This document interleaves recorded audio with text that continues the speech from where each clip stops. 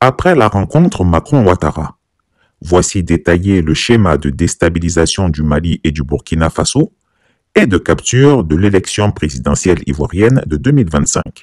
Première partie. Le sourire aux lèvres et les grandes accolades sur le perron de l'Élysée traduisaient son immense satisfaction ce mercredi 25 janvier 2023. En prenant congé de son hôte français, on peut dire qu'Alassane Ouattara était un homme heureux. Il était visiblement satisfait de sa rencontre avec son maître et était heureux d'aller rencontrer lui aussi ses sujets pour leur porter la bonne nouvelle des différents blancs-seings qu'il a obtenus de son leader bien-aimé, l'empereur Emmanuel Bonaparte Macron Ier. Le despote ivoirien trépignait d'impatience pour aller raconter dans le détail à Abidjan le contenu de ses entretiens avec celui que le colonel malien Abdoulaye Maïga, vice-premier ministre, appelait le chef de la junte française. Et il faut dire qu'Alassane Gaspard Dieudonné Ouattara, alias Chameau, est sûr et certain que le président Macron tiendra ses engagements vis-à-vis de lui. Il n'y a pas de raison d'en douter. N'avait-il pas obtenu que leur déjeuner soit couvert par les médias coloniaux, de propagande et de domination impérialiste, France 24 et TV5 Monde? Peu importe si certains veulent relativiser ce succès médiatique par l'absence d'enthousiasme d'Emmanuel Macron lui-même, qui a préféré évoquer son audience avec l'artiste musicien américain Pharrell Williams et son échange avec le président Lula. Avouons que c'est plus valorisant qu'un déjeuner avec un dictateur qui a du sang sur les mains. Cette audience déjeunatoire, le président ivoirien, ballotté et ridiculisé par le bras de fer qu'il a piteusement perdu contre les colonels maliens, en avait grandement besoin. Besoin pour redorer son blason, terni face aux officiers maliens, qui lui ont fait danser le goumbé selon leur tempo et forcé à boire leur nyamakoudji jusqu'à la lie. Besoin pour consolider sa position de grand chef garde-chiourme attitré de la France dans la sous-région ouest-africaine. Cette posture de garde-chiourme attitré de Paris en Afrique de l'Ouest lui vaut des considérations et craintes de la part de ses homologues voisins, mais la perte de ce parapluie, si cela était advenu, signifierait la fin de son influence dans la sphère ouest-africaine et par conséquent la fin de son régime. Il devait donc faire ce que les Ivoiriens savent faire le mieux actuellement, à savoir ramper. Faire l'âne pour avoir le foin. Le dictateur des lagunes est connu pour être cruel avec plus faible que lui et soumis à l'excès, s'agenouillant devant un puissant pour avoir sa considération.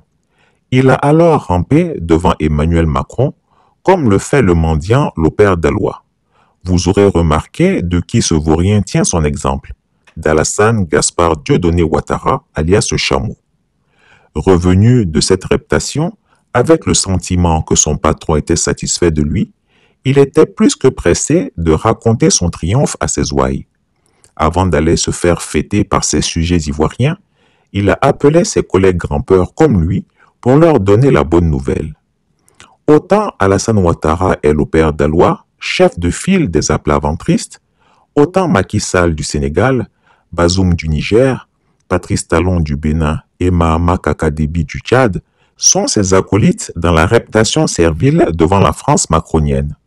À chacun, il a déclaré que son entretien avec le président français avait été excellent et les perspectives pour eux étaient des plus brillantes.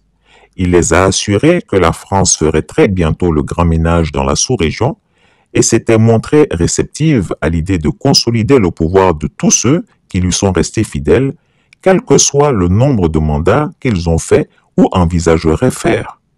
Le tyran ivoirien a promis qu'une fois rentré à Abidjan, il leur enverrait des émissaires pour leur faire des comptes rendus plus détaillés. À son arrivée en Côte d'Ivoire, son cercle de laudateurs attitrés et d'affidés s'est réuni autour de lui pour avoir les nouvelles fraîches de Paris. Savourant son succès orgueilleux, il leur a annoncé qu'Emmanuel Macron avait été formidable avec lui et qu'en fin de compte, il avait obtenu gain de cause sur tous les points qu'il lui avait soumis, à savoir la programmation quasi actée de manœuvres de déstabilisation prochaines contre les gouvernements maliens et burkinabés. Ces entre guillemets petits soldats qui osent remettre ouvertement en question la présence militaire de la France dans leur pays et qui commettent le péché mortel de se rapprocher de Moscou au nom de la lutte contre le djihadisme. Certainement qu'il a plus d'informations que nous. En ce qui me concerne, je ne l'ai pas encore. Mais je pense que c'est une information vraisemblable. Le Burkina est sur cette trajectoire-là. Apparemment, d'après les informations que nous avons, nous leur demandons de se ressaisir pour éviter de suivre cette trajectoire qui est une impasse. On voit très bien que l'intervention de Wagner au Mali, à part de protéger la junte, n'a pas permis d'avoir de succès en matière de sécurité. La situation sécuritaire se dégrade et aujourd'hui le vide qu'il y a depuis le départ des Français est tout à fait inquiétant. Nous pensons que Wagner est une menace pour la stabilité de la zone ouest africaine. Et aujourd'hui, nous devons considérer que cette menace-là doit être portée au niveau de la CEDEAO pour qu'il y ait une position nette sur ces mercenaires dans notre espace. C'est un élément hétérogène et que nous devons combattre.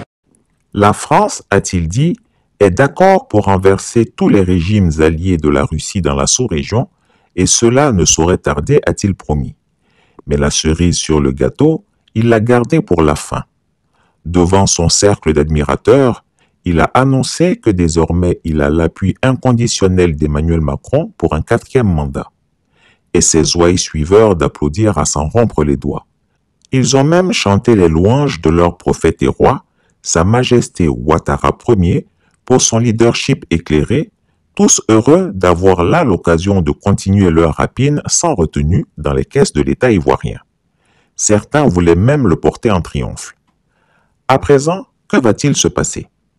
On peut présumer qu'assurer que la France mettra les bouchées doubles pour renverser les régimes militaires rétifs, insoumis, voisins de la Côte d'Ivoire, Alassane Gaspard Dieudonné Ouattara, alias Chameau, pour sa part, va s'atteler à mettre en place la logistique nécessaire pour la réalisation de cette funeste conjuration. Son plan, a priori, est simple. Il va s'articuler essentiellement autour de la malice et de la séduction pour endormir ses ennemis, les pousser à baisser la garde. Ainsi, il va se rapprocher des colonels maliens et du capitaine burkinabé pour leur faire croire qu'il est dans une logique d'apaisement avec eux, de promotion de la fraternité entre voisins. Il va les appeler fréquemment au téléphone pour prendre de leurs nouvelles, leur tenir un langage mielleux pour voir s'ils n'ont pas de besoins spécifiques pour lesquels il pourrait leur apporter son aide. Il va se proposer d'aplanir les différends avec la France pour leur trouver des financements pour leur économie dans cette phase de lutte contre le djihadisme. Il fera tout pour les convaincre que désormais, c'est une période de détente entre eux après la période de tension. Rien n'est plus faux et dangereux. Le vieux Grigou a plus d'un tour dans son sac. Rancunier, il fait sien l'adage qui dit que la vengeance est un plat qui se mange froid. Renouer des liens avec les régimes militaires voisins n'est que la première partie de ce plan. Fin de la première partie. Nous sommes une génération qui a vu à Mondiovision l'humiliation et l'assassinat de Kadhafi. Et aujourd'hui, c'est clair que les services de renseignement français, c'est eux qui étaient à la manœuvre. Nous sommes une génération à qui on n'a pas raconté l'assassinat d'Ernest Wandier, de Patrice Lumumba, ni de Amilcar Cabral, le même mois de janvier, à quelques mois de différence. Nous sommes une génération qui a vu l'humiliation de Laurent Gbagbo. Nous sommes une génération qui a vu comment l'armée française bombarde un palais présidentiel d'un pays dit souverain. Nous sommes une génération qui a vu comment les snipers français étaient descendus dans les hélicoptères pour abattre les Ivoiriens chez eux. Donc on a tiré. Même les aveugles ont pu tirer les conséquences de cette relation unique. Et on a compris qu'en réalité, autant pour moi, ces gens-là ne sont pas des partenaires pour nous. Ce sont des négriers. Chris Yapi ne ment pas. Retrouvez Chris Yapi sur ses 2 chaînes YouTube, sa chaîne Dailymotion, Instagram et VK.